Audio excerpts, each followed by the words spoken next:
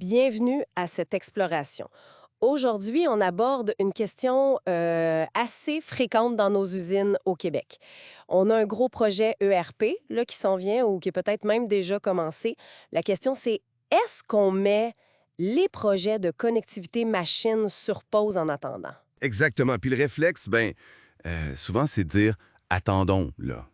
Une chose à la fois. On va finir le RP. Sauf que, Ça semble logique, non? ben oui, en apparence, mais les chiffres, puis ce qu'on voit sur le terrain, ça raconte une autre histoire. On parle de 75 des entreprises manufacturières qui retardent ces projets-là à cause de l'ERP. Puis ça pourrait leur coûter cher. Jusqu'à 35 de gains de productivité potentiels qui sont comme laissés sur la table. Wow! 35 c'est quand même énorme.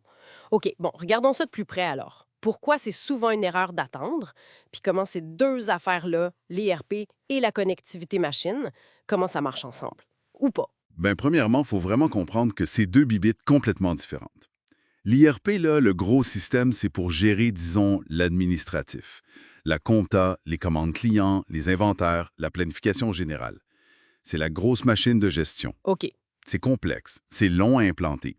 Sur papier, on va dire 3 à 4 ans, mais honnêtement, la réalité est souvent pire. Les stats sont assez frappantes. 95 des projets ERP dépassent le temps prévu. Ah ouais? 95. Oui, oui. Puis 78 dépassent le budget.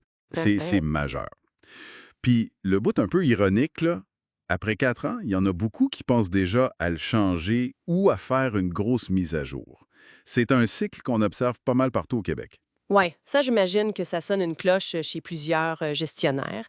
Et la connectivité machine, elle, c'est quoi son rôle exactement par rapport à ça? Ah, la connectivité, c'est pas la même game pantoute. C'est comme mettre un stéthoscope directement sur tes machines sur le plancher.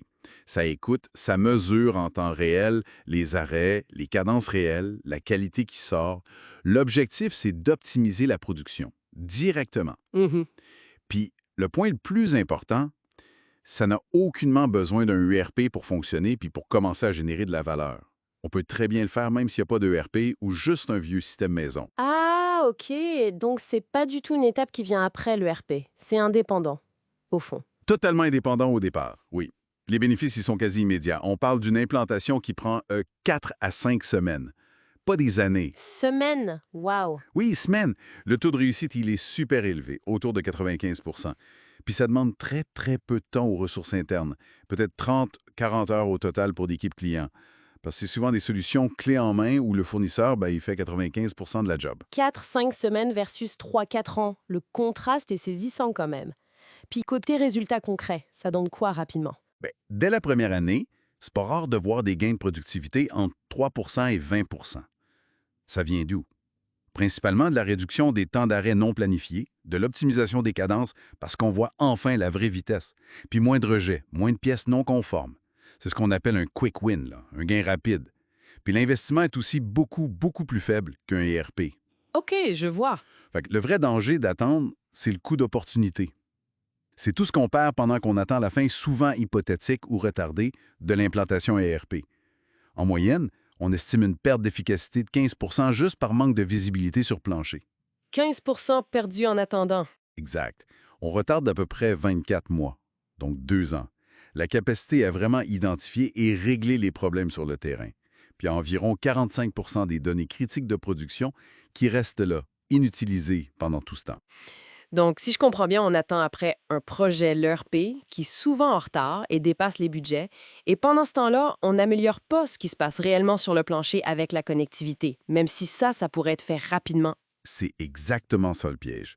On met toutes nos énergies sur le gros morceau, le RP, et on néglige les gains rapides et importants qui sont à portée de main avec la connectivité. Alors, la stratégie qui fait le plus de sens, ce serait quoi? C'est de les faire en parallèle. Tu lances la connectivité machine, là.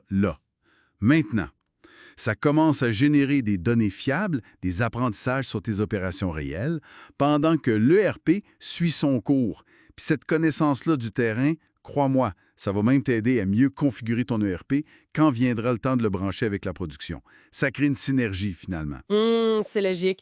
Mais une question qui vient en tête, OK. Les équipes sont souvent déjà complètement débordées par le projet ERP. Est-ce qu'elles ont vraiment la capacité, la bonne pensante, pour gérer un autre projet en même temps, même s'il est plus petit? C'est une excellente question, puis c'est une préoccupation légitime. Mais comme je disais tantôt, la charge pour les ressources internes pour la connectivité, elle est minime. On parle de 30-40 heures au total. Le fournisseur prend en charge la quasi-totalité de l'effort. OK. Bon, en pratique, ça roule pas mal tout seul à côté du projet ERP. Ça ne vient pas drainer les ressources clés, les gestionnaires, les super utilisateurs qui sont, eux, très focus sur les ERP. C'est justement un avantage. On avance sur l'amélioration concrète sans surcharger la gang. Bon, alors, si on résume un peu. Attendre que l'ERP soit terminé pour connecter ces machines, c'est pas mal se priver de gains rapides, mesurables, puis importants. C'est aussi s'exposer à rester pris dans les délais et les dépassements de coûts qui sont fréquents avec les ERP. Précisément. Alors que la connectivité, elle, c'est rapide à mettre en place, c'est efficace, ça donne des résultats concrets assez vite, puis ça demande peu d'efforts à l'interne. Tout à fait. L'approche pragmatique, la plus logique, c'est vraiment de lancer la connectivité sans attendre. C'est un levier immédiat pour améliorer la performance de l'usine. Mener les deux projets en parallèle, ça permet d'optimiser l'utilisation des ressources, puis surtout d'accélérer le retour sur investissement global de toute la transformation numérique. Les gains de la connectivité peuvent même aider à financer une partie du reste. Ça donne matière à réflexion, c'est certain. Puis ça ouvre peut-être la porte à une question plus large.